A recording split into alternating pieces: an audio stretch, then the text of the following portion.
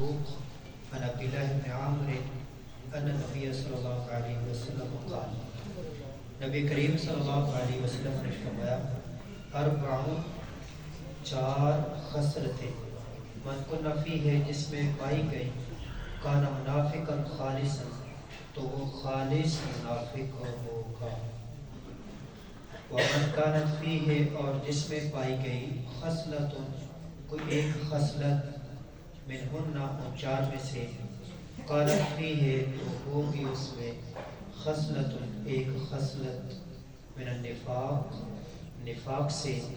حتی یدعہا، یہاں تک کہ وہ اس کو چھوڑ دے، یعنی چار کام ایسے ہیں جس میں وہ پائے گئے وہ پکا منافق ہوگا،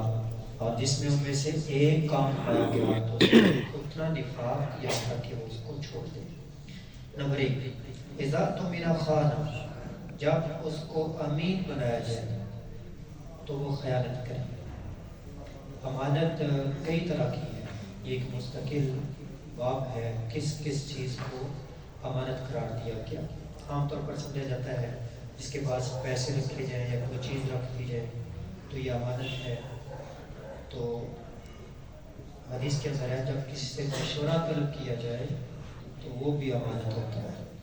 اور امانت میں خیانت نہیں کرنی چاہیے، صحیح مشورہ دینا چاہیے، اور کوئی دو آدمی مل کر بات کر رہے ہوں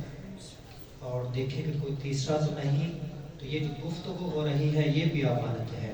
کسی کے ساتھ وہ گفتگو شیئر نہ کریں، جو دو کی ہوئی خاص، اور بھی کئی اقسام ہیں۔ وَإِذَا حَدَّثَ، اور جب بات کرے، کَذَبَ، تو جھوٹ بولے،